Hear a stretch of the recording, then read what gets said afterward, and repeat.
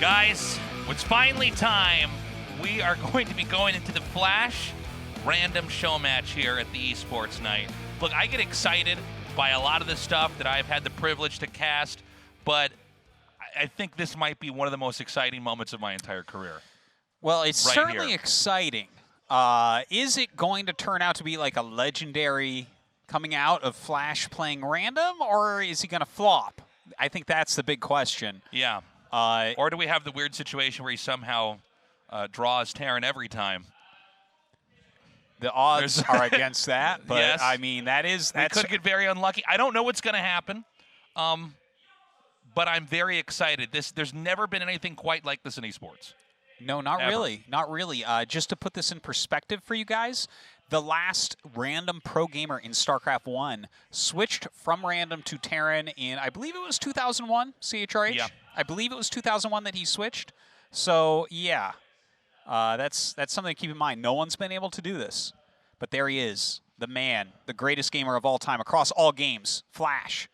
It's crazy because, first of all, StarCraft 1 is a very, very mapped out game. There's so much that we understand about this game, and there's still more to learn, but you really have to devote your entire life to one race to ever become successful. Granted, in the first year or two, there were some people that would rotate from different races, but that's really a completely different thing. We didn't understand the game then. Well, you can definitely be like a race picker or something, although I would argue that does weaken you a little bit. I agree. And you see here the three challengers all in white. FlaSh, the man in black. He's had his T.E.N fingerprints burned off. He's going to have to erase their memories if they lose. But yeah, it's random just hasn't happened at the pro level.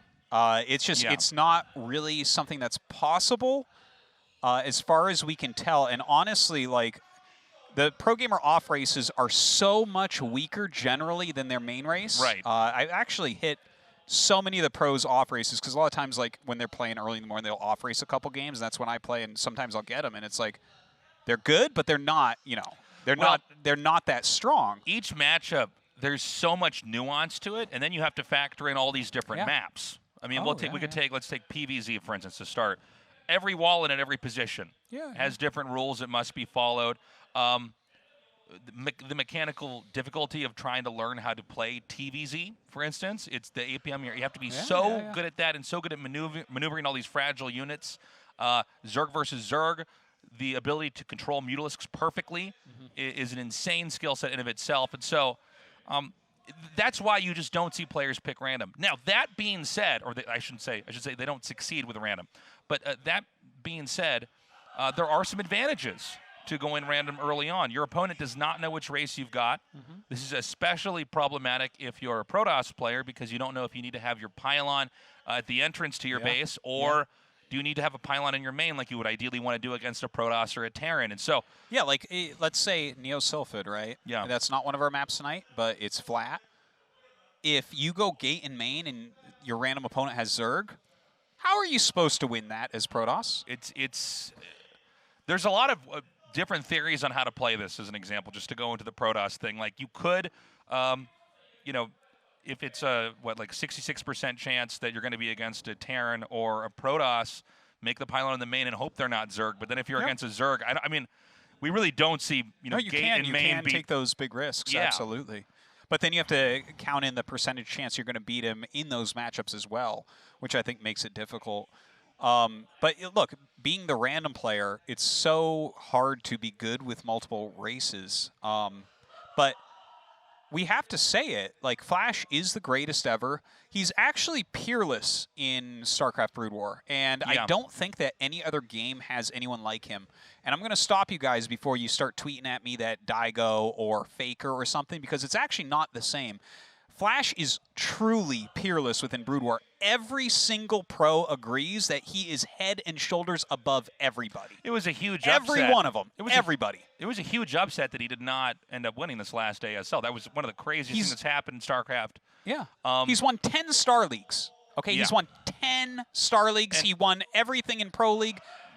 The amount that, like, dude, I can't even begin to express, because, I mean, I'm a T.E.N player, and I watch all the T.E.Ns and stuff. The amount he's better than the second best T.E.N in the world is like 1,000%. He's one of these Terrans that never dies early on.